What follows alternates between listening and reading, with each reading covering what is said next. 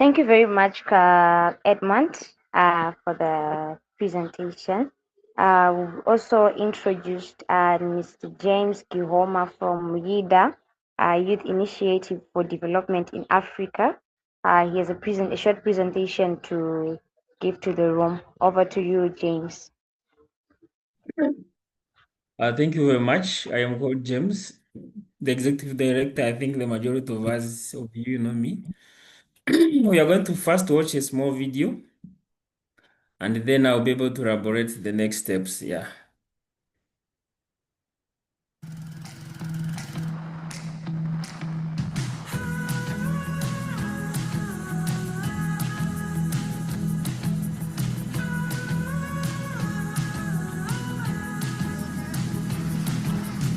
Hello! What is the name of the school? I'm called James Gihoma. I am the founder of Youth Initiative for Development in Africa. This school started in 2022. It came as a need in our community here. There was too much congestion in the government schools. I am a refugee here. My home country is Congo. I came when I was young. We studied here, but the services were not good. So when I went to university and then I came back, now we have started the primary school. Because my aim to go to school was to make sure I'd come back to my community. This is our second week since the term opened, but there are some children who have been so bright. We had them last time, but they are not able to return to school. Children want to learn. We have 230 so far, but most of these people are living in poverty. They cannot fully support their children with education, and so we are in plans of bringing back those children to school because we don't want them to miss. We engage their parents. We ask them where the children are. They told us they are not able to pay. Wanauza chakula, sabuni, mafuta na chumvi, ndio zenye tu zile pesa zimeishia hapo. Kunapita mwaka mmoja ilikuwa ya corona, bakakuwa wanawafundishia kunyumba. Na ingine mwaka mmoja ndio yenyewe hawakusoma. Tunatakia mwezi wa 3. You say the husband is there. He's in Congo, but the husband doesn't want to come back here. Huyu Tuko na miaka 7. Atakia mwezi wa 3. He has got another one. Babake hakuyaki huko. Jua nini unapenda so?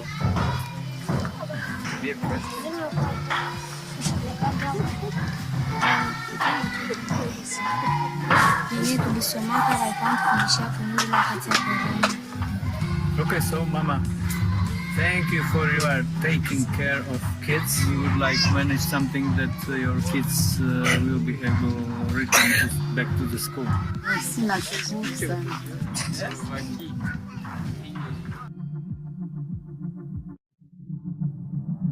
So this is our kitchen. It is really good for children to have food when they are at school.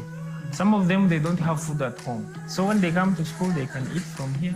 And even when they're learning, they get more knowledge. We see what children want and what is good for children. We can store water. The feeding program is cheaper because the food we buy it from around. Children are really happy. For those who came late and we were stopping them, they were crying. They want to come to school.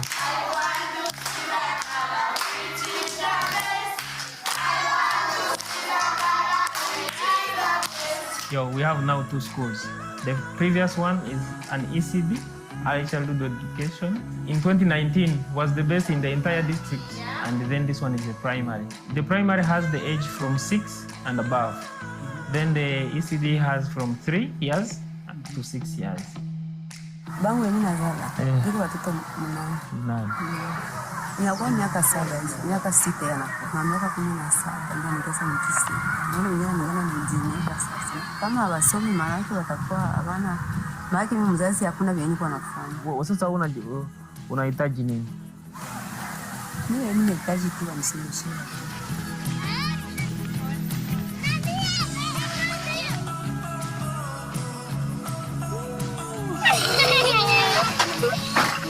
Ми в Дідінка Свесве від Найродіні. ktorá sem prišla z Konga s dieťaťom, ktoré je postihnuté a museli utiecť z dediny, pretože postihnuté dieťa tam neakceptovali, takže skončili v tomto utečenskom tábore. A našim cieľom je, aby sme tejto rodine pomohli, aby aj tento chlapčík mohol chodiť, aby deti z tejto rodiny mohli chodiť do školy. Ďakujeme vám, že ste s nami. Thank you very much for watching.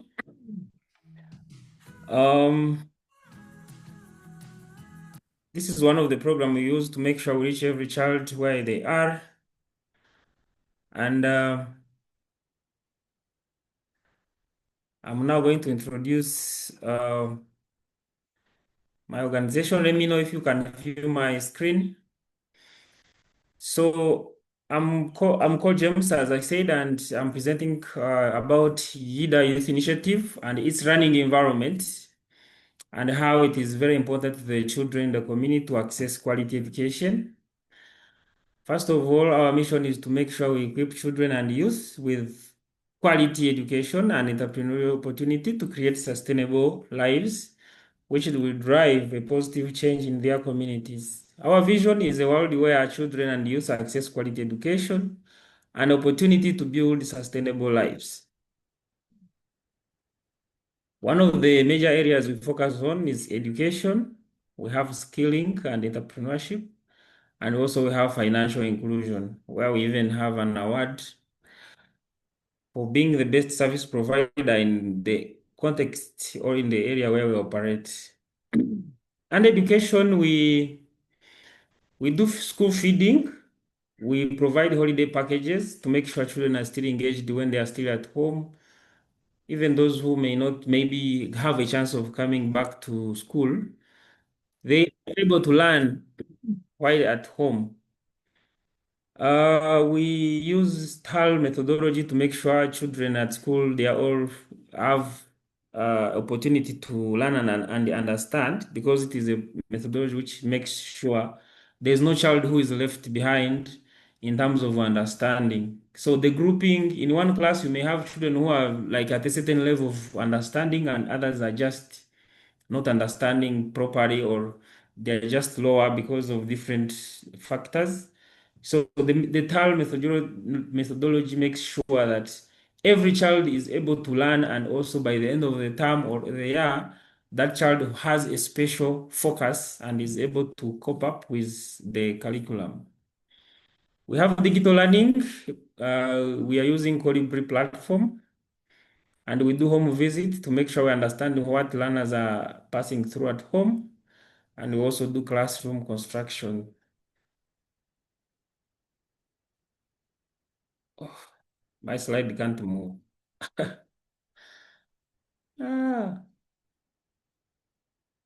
So it matters for a refugee child to have the best learning environment. And refugee parents are very concerned about this. They always influence us to make sure we improve the learning environment. So refugee parents they have a say on the environment of the learning of the children, mostly on the refugee-led organization, on refugee-led education systems, because they are able to influence change than maybe going to some government schools. This is the learning environment we started with in 2014 and 2015. These are pictures which were taken by then. And this was the community shed. This community shed, people could just gather there, but for us, we could use it as a class in the morning. In the evening, it becomes for meetings and other activities. And as children were trying to come, very many, we had to expand under the trees in the middle of houses.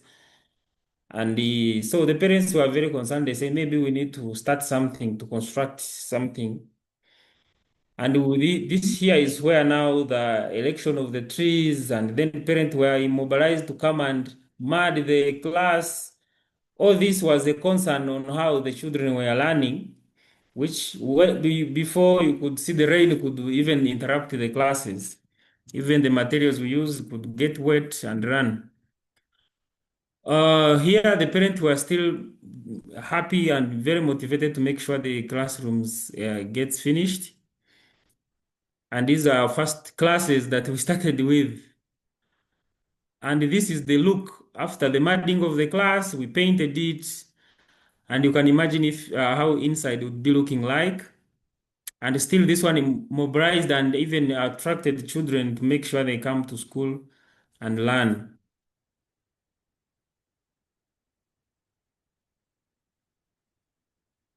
So this is the current look of the learning environment of that school that parents were constructing with their mud. If you see the white iron sheet here, it's that structure that they were mudding. So it has changed a lot when parents when they could speak, they have no money, but they could still make sure they give us idea on how we can improve the look of the environment where children are studying from. You can see the play materials here. They were also a concern the parent to make sure the children have where to play from, they have the swings. So to make sure still the running environment becomes properly and very attractive for them and also for their children. Sometimes parents would